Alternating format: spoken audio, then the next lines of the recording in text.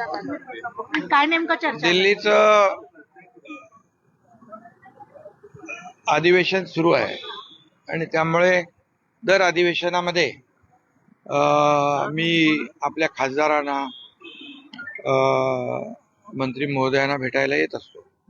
त्यामुळे त्यांच्याशी काल बैठक खासदारांच्या बरोबर झाली आणि आज आदरणीय प्रधानमंत्री नरेंद्र मोदी साहेबांना देखील भेटलो आणि त्यांच्याशी देखील महाराष्ट्रातल्या अनेक विषयावर देखील चर्चा झाली. अतिशय सकारात्मक चर्चा झालेली आहे आणि मी अधिवेशन सुरू असलं की येत असतो. त्यामुळे आज तशाच प्रकारची भेट होती, सदिच्छा भेट होती. तुम्ही दिल्लीत येणार असले की अनेकांना टीका करावीशी वाटते तुमच्या दिल्ली दौऱ्यावर. दिल्लीमध्ये आपले खासदार आहेत, अधिवेशन आहे, त्यामुळे कोण टीका करतंय कोण काय बोलतंय यापेक्षा मला काय करायचं ते मी करत असतो. आणि या दरम्यान मोदी साहेबांना देखील भेट झाली त्यांची. त्यामुळे विरोधक नेहमी त्यांचं काम करत असतात टीका करण्याचं, मी माझं काम करत असतो टीकेला कामाने उत्तर देण्याचं. त्यामुळे मला कोण काय बोलतंय कोण कुठल्या अँगलने पाहतंय याचा काही मी त्याचा विचार करतो. इराण इस्रायल युद्ध चालू आहे त्या अनुषंगाने काही चर्चा झालेली आहे का? कारण तुम्ही काल खासदारांना सूचना दिलेल्या होत्या की या काळामध्ये आपण देशाच्या सोबत आहोत असं सूचना काल दिल्या काही लोकांना घेऊन आले त्यावेळेची परिस्थिती नक्की काय होती याच्यावर काही चर्चा झाली? मोदी साहेबांच्या बरोबर हे मी बोललो की हे इराण इराक जे युद्ध सुरू आहे या पार्श्वभूमीवर देशातल्या सगळ्यांनीच एकसंघ राहिलं पाहिजे आणि म्हणून एनडीएतले आम्ही घटक आहोत महत्वाचे आणि त्यामुळे एनडीए संपूर्णपणे प्रधानमंत्री मोदीजी आणि देशाच्या पाठीशी आहे. तशी शिवसेना देखील पूर्णपणे प्रधानमंत्री महोदयांच्या पाठीशी आहे. अशा प्रकारचं देखील या ठिकाणी मी त्यांना बोललो. आणि त्याचबरोबर जे दुबईमध्ये मस्कतमध्ये कुवैतमध्ये अडकले होते त्या लोकांना देखील पुन्हा मुंबईमध्ये महाराष्ट्रामध्ये आणण्याचं काम देखील या ठिकाणी केलं. मोदी साहेबांना देखील चर्चा करताना मी म्हणालो की तुमचे जे काही इतर देशांची जे चांगले संबंध आहेत, अगदी कोविडच्या प्रसंगापासूनचं वॅक्सिनचं जे काही कितीतरी देशांना आपण वॅक्सिन देखील पुरवठा केला आणि ज्या ज्या वेळेस देश अडचणीत असतात त्या त्या वेळेस एक दुसऱ्याला मदत करणं हे आपलं कर्तव्य असतं आणि त्यामुळेच त्यांच्या या सर्व चांगल्या संबंधांमुळे आपले होर्मुझमधून 2 जहाजं तेलाची मोठी जहाजं आली, त्याला हिरवा कंदील इराण दिला. या बाबतीत देखील मोदीजींशी बोललो मी की आपल्या चांगल्या रिलेशनमुळेच हे सगळ्या गोष्टी शक्य होत आहेत आणि त्यामुळे अनेक अशा विषयांवर चर्चा झालेली आहे. ओम बिर्ला यांच्यासोबत भेट झालेली आहे. आताच अविश्वास प्रस्ताव फेटाळला गेला होता तो प्रस्ताव. ओम बिर्लाजी पण मला भेटले तिकडे, मी त्यांना जाऊन भेटलो त्यांच्या दालनामध्ये. त्यांनी देखील चांगली चर्चा केली. शिखांना त्यांनी काल सांगितलं होतं की आले की आम्ही भेटूया आणि ओम बिर्लाजी पण भेटले.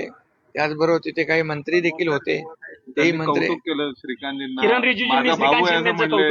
रिजिजू होते, पियुष गोयल होते आणि आणखी काही त्या आणि 4-5 किरण रिजिजू यांनी श्रीकांत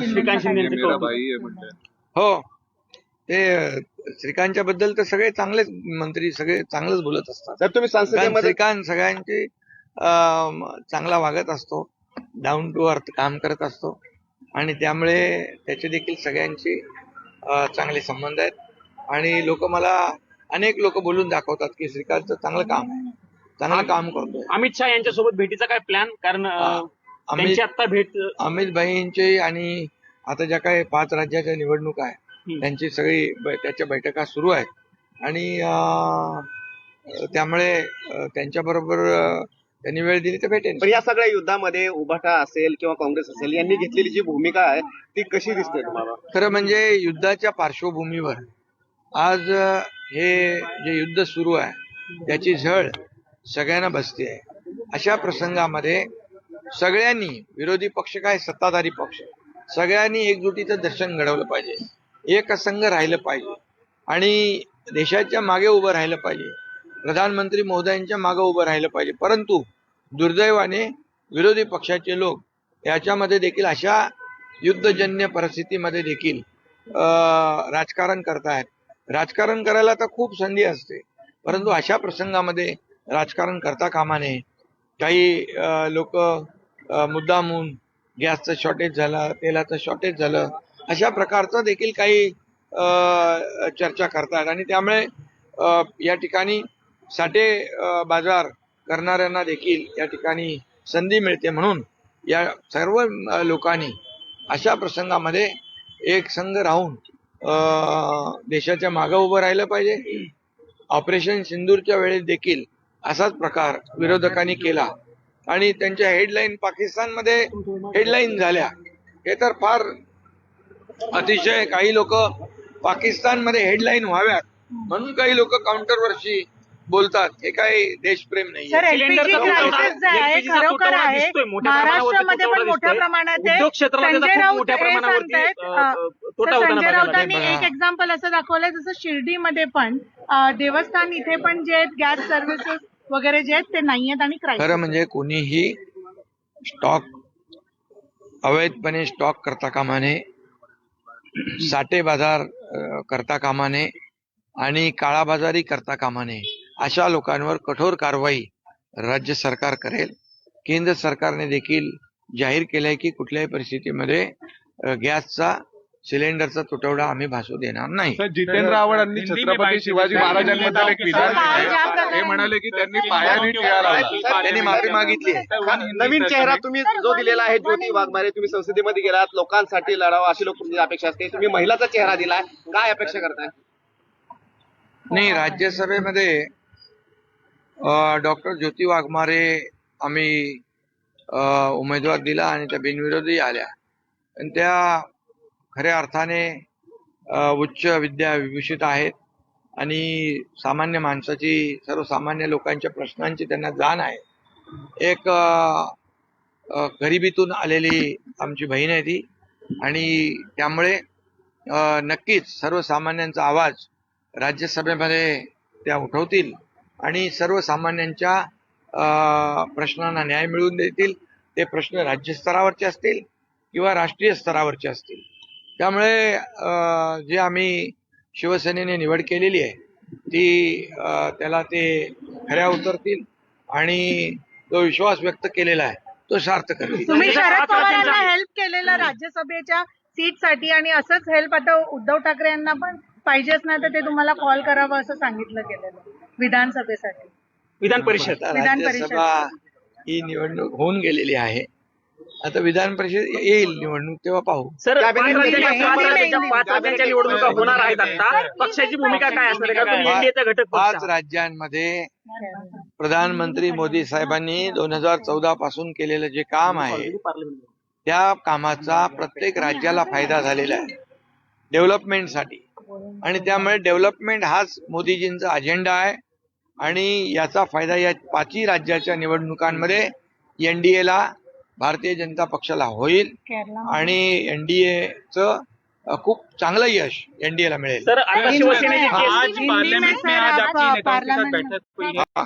किन मुद्दों के आप ऊपर पीएम चर्चा मोदी को मिले हैं सर, तो कौन सी बातों पे चर्चा हुई? पार्लियामेंट सेशन जब शुरू रहता है तो मैं अक्सर आता हूं यहाँ पर और कल हमारी बैठक मेरी हमारे सांसदों के साथ हुई है और हर पार्लियामेंट सेशन में मैं आने की कोशिश करता हूँ. वैसे ही आया हूँ और पार्लियामेंट में गया था मैं, वहाँ पर आदरणीय प्रधानमंत्री नरेंद्र मोदी जी से मेरी मुलाकात हुई. कई महाराष्ट्र के विषय पर भी चर्चा हुई, कई बारे में चर्चा हुई, अच्छी चर्चा हुई है और निश्चित रूप से ये इस बार जो माहौल है जो ईरान इजराइल का उसमें हम सब मिलकर प्रधानमंत्री जी के साथ खड़ा होना आवश्यक है, देश के समर्थन में खड़ा होना आवश्यक है। इसलिए एनडीए का हम एक महत्वपूर्ण पार्ट है, इसलिए मोदी जी को हमने पूरी तरह समर्थन दिया है, हम उनके साथ है। लेकिन कई विपक्ष लोग अभी इस ऐसे युद्धजन्य परिस्थिति में जो प्रधानमंत्री जी के बारे में, अपने देश के बारे में गलत अफवाहें फैलाते हैं, गलत आरोप लगाते हैं, तो ये दुर्भाग्यपूर्ण है। उसकी निंदा करनी चाहिए, क्योंकि राजनीति करना तो उसके लिए कई मौके होते हैं, लेकिन ऐसे परिस्थिति में जब देश गुजरता है, जहाँ आज ऐसी परिस्थिति है जो ईरान इजराइल का युद्ध शुरू है, उस ऐसे परिस्थिति में अपने देश के बारे में गलत सलत बोलना ये देश प्रेम नहीं है, ये देश भक्ति नहीं है। राहुल गांधी और उद्धव अगर ठाकरे बाला साहब दोनों ठाकरे होते विदेश तो क्या नीति के बोलते ऊपर हैं ऐसी सवाल उठा रहे हैं। सिचुएशन में? सर, कह रहे हैं कि ये बाला कूटनीतिक साहब विफलता ठाकरे रही जी है। पूरे देशभक्त थे, राष्ट्रभक्त थे, नेशन फर्स्ट वाले बाला साहब ठाकरे जी थे। पहले राष्ट्र, पहले देश, और उसके बाद में फिर बाकी पॉलिटिक्स। तो हम बाला साहब ठाकरे जी के विचार को आगे बढ़ा रहे हैं, और ऐसे समय में हमें प्रधानमंत्री जी के साथ, देश के साथ पूरे कंधे से कंधा मिलाकर खड़ा होना चाहिए। विपक्ष को भी मेरी विनती है कि ऐसे समय पर राजनीति करना उचित नहीं है। कई अफवाहें फैल रही हैं कि क्राइसिस है एलपीजी का, महाराष्ट्र में क्या स्थिति है? देखिए, राज्य सरकार भी कोई आर्टिफिशियल क्राइसिस अगर करता है, आर्टिफिशियल शॉर्टेज अगर करता है, कोई इलीगल स्टॉक रखता है, तो उसके ऊपर कड़ी कार्रवाई राज्य सरकार करेगी।